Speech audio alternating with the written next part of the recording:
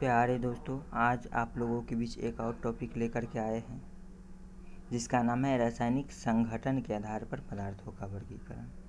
यानी रासायनिक संघटन के आधार पर क्या करेंगे, पदार्थों का वर्गीकरण करेंगे, यानी बांटेंगे और देखेंगे कितने भागों में बांटा जाता है।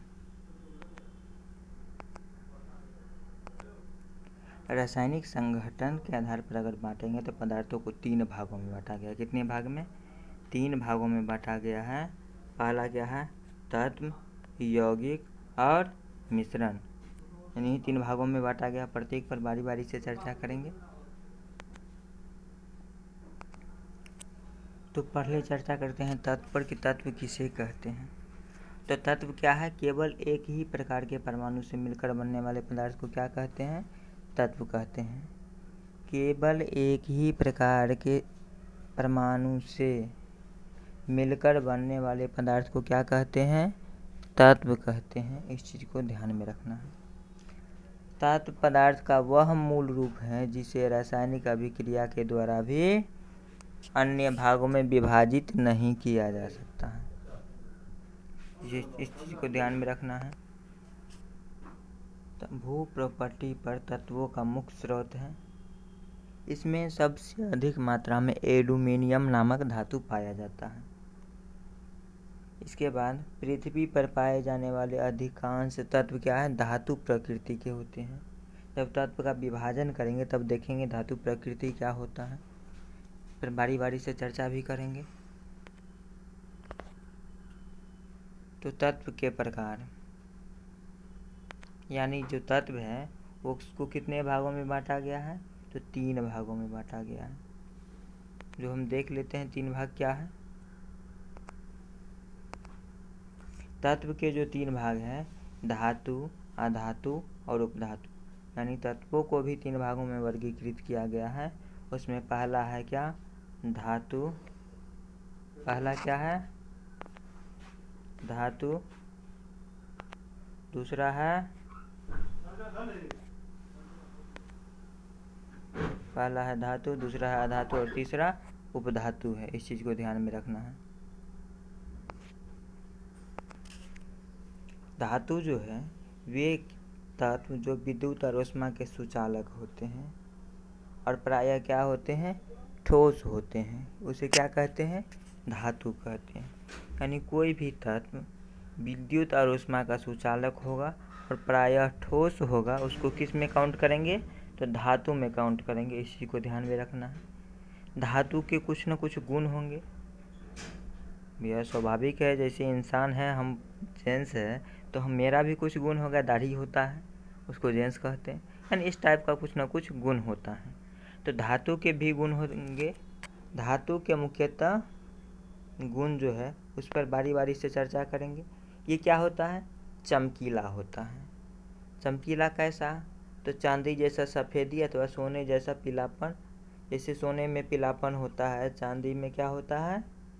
सफ़ेदी होता है। उसी प्रकार से इसमें भी चमक होता है। किस में? तो धातु जो होगा उसमें चमक होगा। इस चीज़ को ध्यान में रखना है। जब आगे देखेंगे तो ये विद्युत और ये ऊष्मा और विद्युत का क्या होते हैं? सुचालक होते हैं। क्या होते हैं? ऊष्मा और विद्युत का सुचालक होते हैं। चांदी एवं तांबा जो है ऊष्मा विद्युत का सबसे अच्छे सुचालक में गिना जाता है।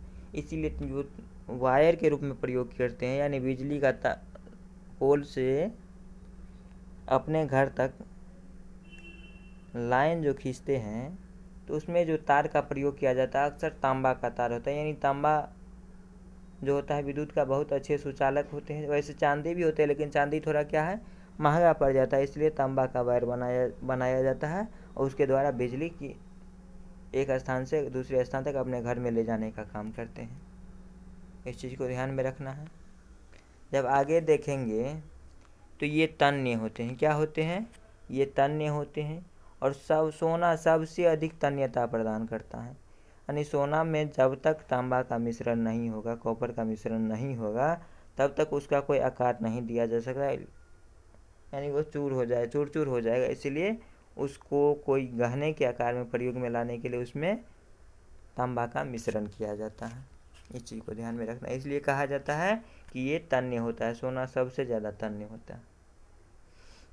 ये आघात वर्धेय होती है, जिसे पीटकर महीन चादरों या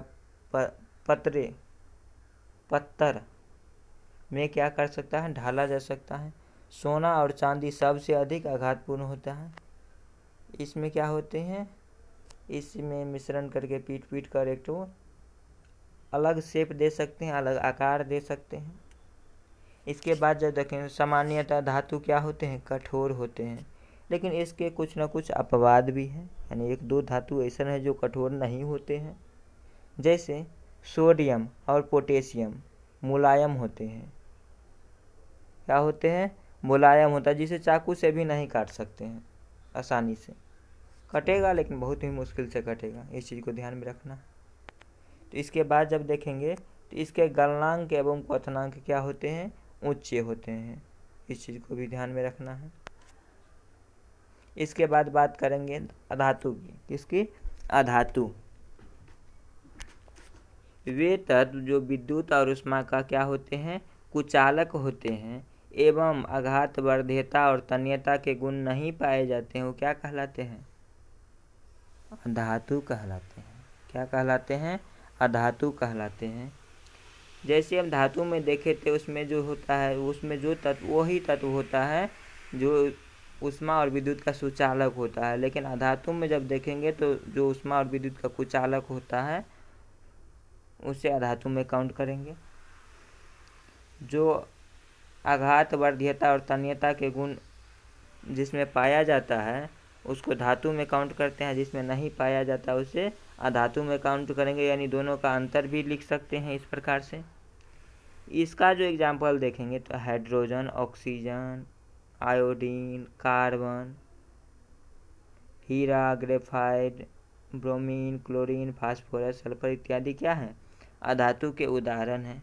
जो कमरे के सामान्य ताप पर कार्बन, फास्फोरस, सल्फर इत्यादि जो रहता है ठोस अवस्था में रहता है, जबकि ब्रोमीन क्या है, द्रव अवस्था में रहता है कमरे के तापमान पर।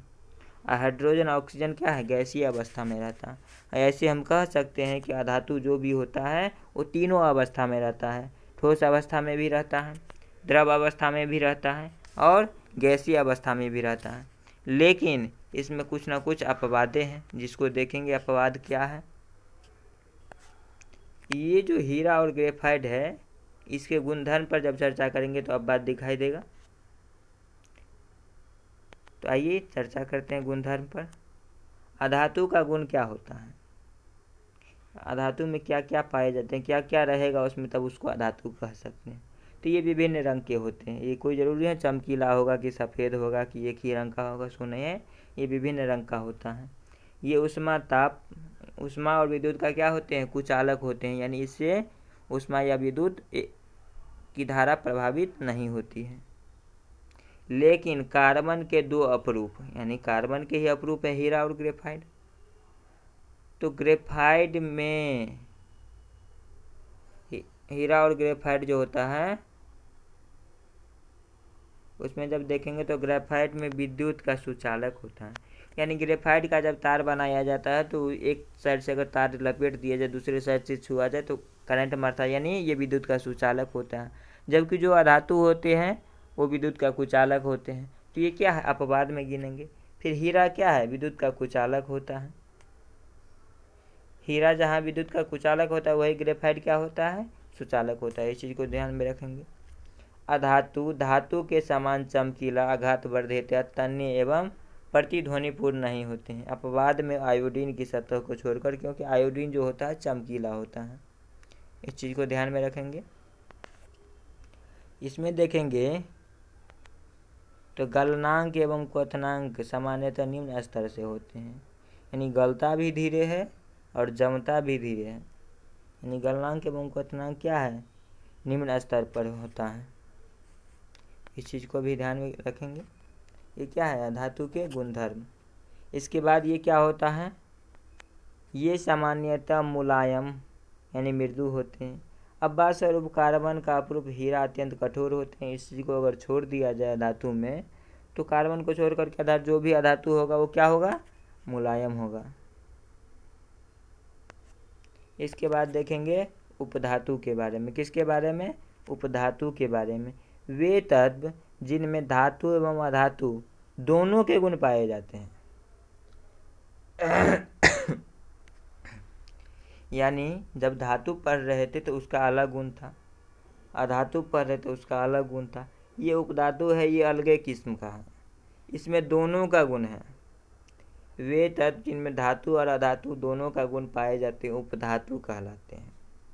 जैसे boron, silicon, germanium, arsenic, antimony, tellurium इत्यादि जी क्या है, उपधातु के उदाहरण हैं जिसमें धातु और अधातु दोनों के गुण पाए जाते हैं। इस चीज़ को ध्यान में रखेंगे। जब आगे इस पर चर्चा करेंगे क्या होगा, जब आगे इस पर चर्चा करेंगे तो तत्व यहीं पर खत्म होता है। यहाँ से क्या स्टार्ट होता है, यौगिक। क्या स्टार्ट होता है, यौगिक। तो रसायन विज्ञान में एक पदार्थ को आवर्त सारणी के 2 या 2 से अधिक तत्वों से बना होता है, यौगिक कहलाता है। कहने का मतलब है कि आवर्त सारणी के 2 या 2 से अधिक तत्वों से मिलकर जो बना होता है उसे क्या कहते हैं, यौगिक कहते हैं, कंपाउंड कहते हैं। यौगिक शब्द जो है लैटिन शब्द कंपोसियस से आता है, यानी उसकी उत्पत्ति वहाँ से होती है यौगिक का। आगे देखेंगे यौगिक का परिभाषा क्या है, क्या देखेंगे, तो यौगिक का परिभाषा क्या है। तो यौगिक की परिभाषा अगर देना पड़े हमको तो हम कह सकते हैं कि एक रासायनिक यौगिक वह पदार्थ होता है जो 2 या 2 से अधिक रासायनिक तत्वों के मिलने से बनता है। यौगिक 2 या 2 से अधिक प्रकार के रासायनिक तत्वों के परमाणुओं के रासायनिक बंधों द्वारा जुड़ने से बनता है, उसे क्या कहते हैं, यौगिक कहते हैं। आराम से कह सकते हैं। इसके बाद देखेंगे क्या इसके बाद जब देखेंगे आगे चर्चा करेंगे तो यौगिक के भी कुछ न कुछ गुण होंगे। तो रासायनिक यौगिक जिन तत्वों से मिलकर बना है, जब ये आप देखें कि 2 या 2 से अधिक तत्वों से जो मिल करके बनता है उसे यौगिक कहते हैं। यौगिक जो होता है, रासायनिक यौगिक जिन तत्वों से मिलकर बना होता है उन्हें भौतिक तरीके से अलग नहीं किया जा सकता है। जैसे चीनी और पानी को मिला देंगे तो जैसे मिलाए वैसे हटा नहीं सकते, वही हटाने के लिए किसी न किसी विधि का प्रयोग करना पड़ेगा। जैसे आसवन, निस्पंदन आदि कुछ इसका विधि है जिसके द्वारा उसको अलग किया जा सकता है। जैसे बालू और चीनी का मिश्रण कर दिए तो उसको किसी न किसी विधि से अलग कर सकते हैं, लेकिन भौतिक तरीका से यानी जो फिजिकल तरीका उससे अलग नहीं कर सकते हैं। आसवन, निस्पंदन आदि इसके बजाय इन्हें रासायनिक तरीका से अलग किया जा सकता है, लेकिन वैसे जैसे मिलाए वैसे अलग नहीं कर सकते। उसके लिए किसी न किसी विधि का प्रयोग करना पड़ेगा जब अलग करना होगा। तो एक रासायनिक यौगिक बहुत सरल और बहुत जटिल भी हो सकता है। यह वह यौगिक को बनाने वाले परमाणुओं की संख्या पर निर्भर करता है। जैसे चीनी और बालू को जब माने अलग करना चाहेंगे तो क्या करेंगे, उसमें बालू और चीनी जो मिला होगा उसको क्या एक पात्र में रख लेंगे, पानी में घोल देंगे तो क्या होगा, चीनी जो है पानी में घुल जाएगा और बालू जस का तस रहेगा, तो पानी में चीनी मिल करके अलग हो सकता है। ये भी एक तरीका है। तो परमाणुओं की संख्या पर वो निर्भर करता है किस प्रकार के। उदाहरण के लिए अगर देखेंगे तो बहुत सारे उदाहरण हैं। कार्बन डाइऑक्साइड CO2, नमक NaCl, पानी H2O, ये सब क्या है, सरल रासायनिक यौगिक हैं। NaCl जैसे नमक है, इसका रासायनिक नाम है NaCl। तो NaCl में क्या है, NaCl यानी सोडियम है, Cl से क्लोराइड, यानी सोडियम और क्लोराइड के मिलने से किसका निर्माण होता है, नमक का निर्माण होता है। इसी प्रकार ये सरल रासायनिक यौगिक के उदाहरण है। इसके बाद जब देखेंगे sulphuric acid H2SO4, glucose C6H12O6, क्या C6H12O6 जो होता है, इसका जब रिएक्शन देखेंगे, क्या देखेंगे, रिएक्शन ये हमको प्राप्त कैसे होता है। ये सब जटिल यौगिक हैं, कैसे प्राप्त होता है उस पर भी चर्चा करेंगे अभी। तो जब क्या करते हैं CO2 प्लस H2O को किसके, सूर्य के प्रकाश यानी सनलाइट, LIGHT सनलाइट और क्लोरोफिल की उपस्थिति में जब रिएक्शन कराते हैं तो हमको क्या प्राप्त होता है, C6H12O6 प्लस O2 मुक्त होता है। यानी ये सब क्या है, एक जटिल प्रक्रिया है। इसे कह सकते हैं कि ये एक जटिल यौगिक है। यानी CO2 कार्बन डाइऑक्साइड, H2O यानी कि जल को सनलाइट यानी सूर्य की प्रकाश और क्लोरोफिल की उपस्थिति में जब रिएक्शन कराते हैं तब हमको C6H12O6 प्राप्त होता है। यही C6H12O6 क्या है, ग्लूकोज है, और O2 मुक्त होता है जिसे ऑक्सीजन कहते हैं। तो इस चीज़ को आप ध्यान से देख चुके हैं। ये सब क्या है, एक जटिल यौगिक के उदाहरण होते हैं। यह एक आगे जब देखेंगे, आगे जब इस पर चर्चा करेंगे,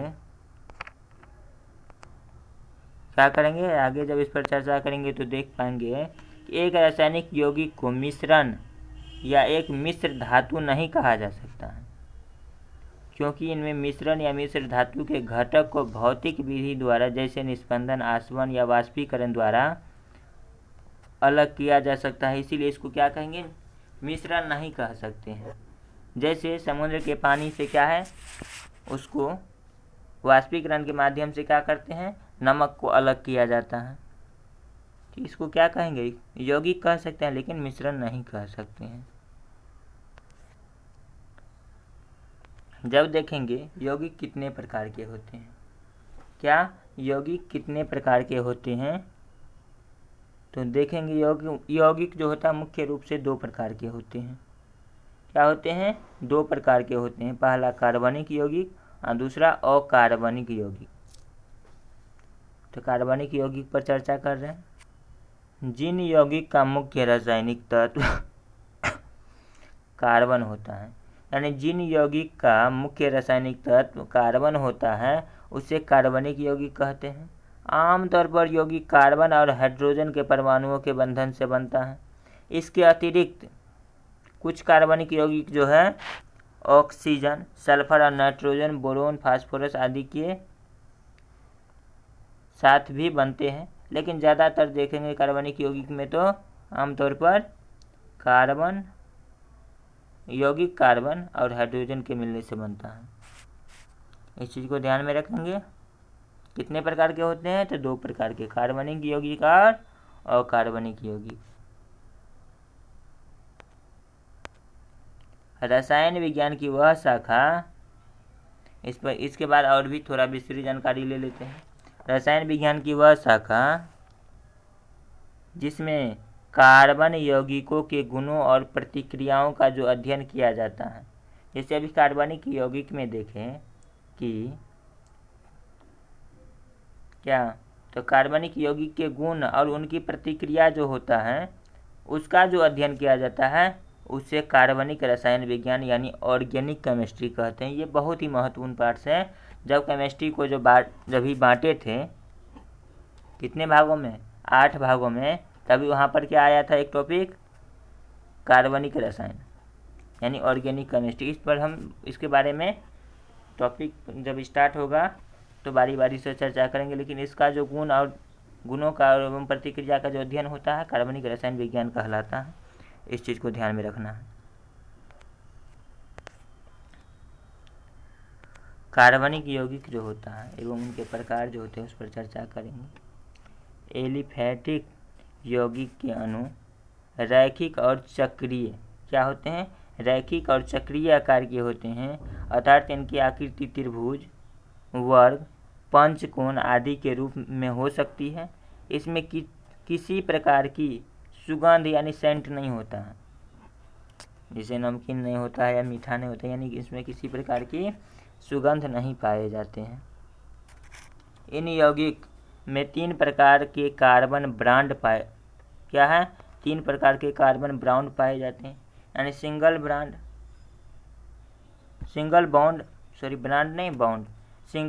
डबल बॉन्ड और ट्रिपल बॉन्ड। सिंगल बॉन्ड में जो यहाँ देख रहे हैं क्या जब आप यहाँ देख पा रहे हैं सी के साथ सिंगल लाइन खींचा हुआ है, क्या है, सी के साथ सिंगल लाइन खींचा हुआ है। डबल बॉन्ड में डबल लाइन खींचा हुआ है और ट्रिपल बॉन्ड में ट्रिपल लाइन खींचा हुआ है सी के साथ। तो इसे क्या कहते हैं, ट्रिपल बॉन्ड।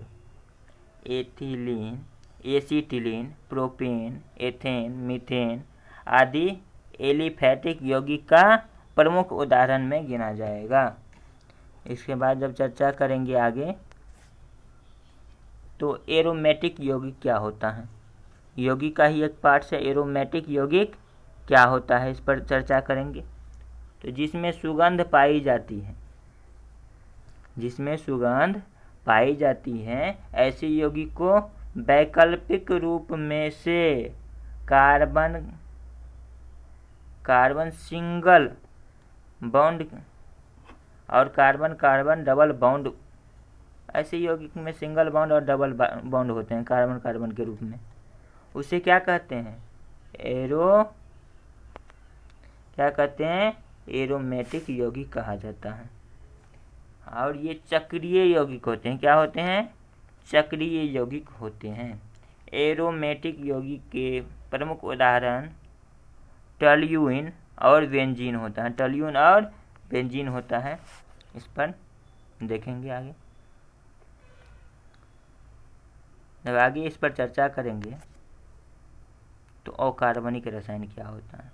इससे पहले अपने लोग जाने कि कार्बनिक रसायन क्या होता है, अब देख रहे हैं क्या अकार्बनिक रसायन क्या होता है। तो अकार्बनिक रसायन पर चर्चा जब कर रहे हैं तो उन यौगिक को अकार्बनिक यौगिक कहा जाएगा,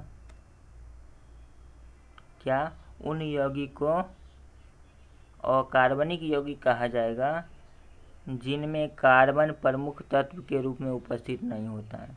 यानी कार्बनिक यौगिक में अपने लोग देखे थे तो उनमें कार्बन जो है प्रमुख तत्व के रूप में उपस्थित होता था, लेकिन अकार्बनिक में जब देखेंगे तो इसमें कार्बन प्रमुख तत्व के रूप में उपस्थित नहीं होता है। इन यौगिक में कई प्रकार के तत्व शामिल होते हैं, इस चीज़ को ध्यान में रखना। इसका मुख्य विशेषता है कि इनमें प्रमुख तत्व जो होता है कार्बन प्रमुख तत्व के रूप में उपस्थित नहीं होता है, इस चीज़ को ध्यान में रखना है। किसमें, तो अकार्बनिक यौगिक में। इनमें जो है अकार्बनिक यौगिक का अध्ययन किया जाता है। रसायन विज्ञान की वह शाखा जिनमें अकार्बनिक यौगिक का अध्ययन किया जाएगा, क्या किया जाता है, उसे क्या कहते हैं, अकार्बनिक रसायन कहते हैं। इसके बाद देखेंगे क्या एसिड ऑक्साइड क्या होता है, क्या, तो ऐसे यौगिक जो ऑक्सीजन के साथ एक गैर धातु तत्व जैसे क्लोरीन, सल्फर, फ्लोरीन, ब्रोमीन आदि की प्रतिक्रिया से उत्पन्न होते हैं, उसे एसिड ऑक्साइड क्या कहा जाता है, क्या कहा जाता है, एसिड ऑक्साइड कहा जाता है। उदाहरण के लिए देखेंगे तो ब्रोमीन ऑक्साइड, क्या, ब्रोमीन ऑक्साइड, इसका सूत्र क्या होता है, Br205, Br205। इसके बाद जब देखेंगे तो हाइड्राइड क्या होता है, हाइड्राइड क्या होता है, तो ये यौगिक जिनमें रासायनिक संरचना में हाइड्रोजन उपस्थित होते हैं, जिसकी रासायनिक संरचना जब हम बनाएंगे तो उसमें क्या होगा, जिसमें हाइड्रोजन उपस्थित होगा उसे हाइड्राइड्स कहते हैं, क्या, हाइड्राइड्स कहते हैं। रासायनिक यौगिक का भी कुछ ना कुछ उदाहरण को देख लेते हैं। रासायनिक यौगिक जो है HCl, क्या, HCl जो है रासायनिक नाम है किसका, हाइड्रोक्लोरिक एसिड का, किसका, हाइड्रोक्लोरिक एसिड का क्या नाम है, HCl। उसी तरह H2S यानी हाइड्रोजन सल्फाइड, क्या है, हाइड्रोजन सल्फाइड। इसके बाद है H2SO4 जिसे क्या कहते हैं, सल्फ्यूरिक एसिड कहते हैं। इसके बाद है H3PO4 जिसे फॉस्फोरिक एसिड कहते हैं। फिर है H2CO3 जिसे कार्बोनिक एसिड कहते हैं। फिर है HNO3 जिसे नाइट्रिक एसिड कहते हैं। इसके बाद है NaOH जिसे सोडियम हाइड्रोक्साइड कहते हैं। ये सब क्या है? रासायनिक यौगिक के उदाहरण हैं। इसके बाद जब देखेंगे तो और भी है, जैसे आप लोग देखे हैं कि NaOH सोडियम हाइड्रोक्साइड जो होता है ये क्या है? रासायनिक यौगिक के उदाहरण है। इसके बाद एक और चीज़ अपने लोग ध्यान दिए होंगे, नहीं तो फिर से दे देते हैं। वे तत्व जिनमें रासायनिक संरचना में हाइड्रोजन क्या है? उपस्थित रहता है। क्या है? उपस्थित रहता है। तो इस सब में क्या है? देखो, सब में हाइड्रोजन है ना।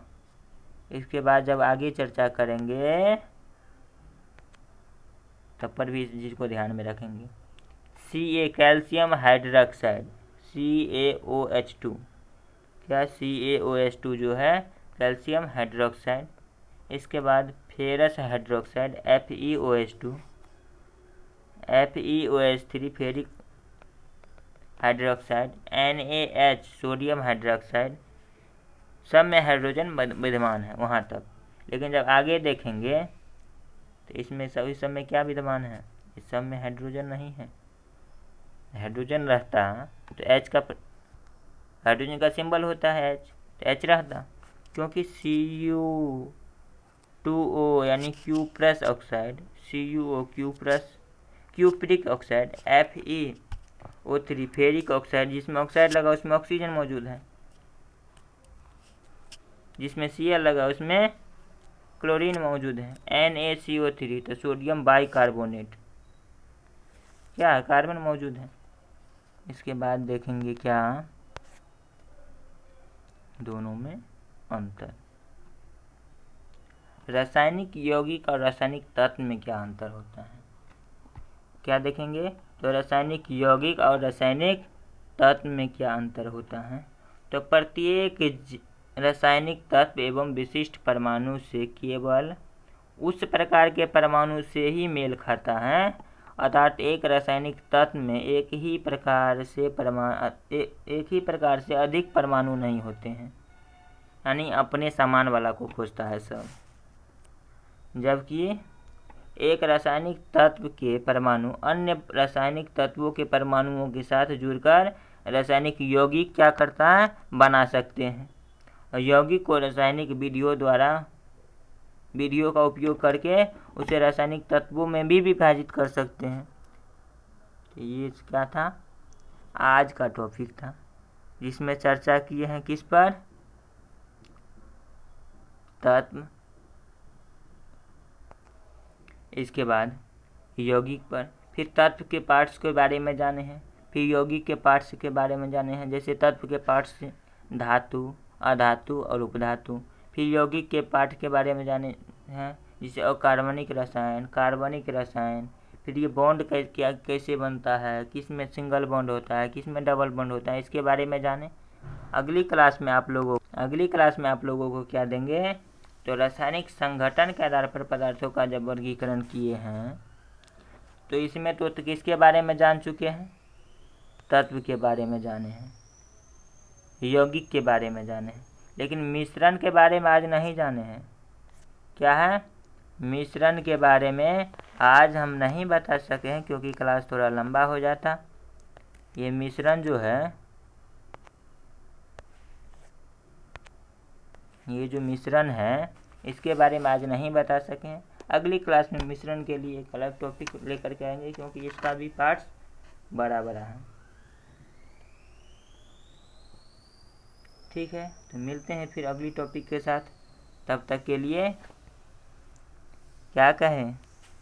चैनल को सब्सक्राइब कर दो भैया, लाइक करो, शेयर करो, कमेंट बॉक्स में एक कमेंट भी कर दो छोटा सा प्यारा सा। ठीक है, तब तक के लिए जय हिंद, जय भारत।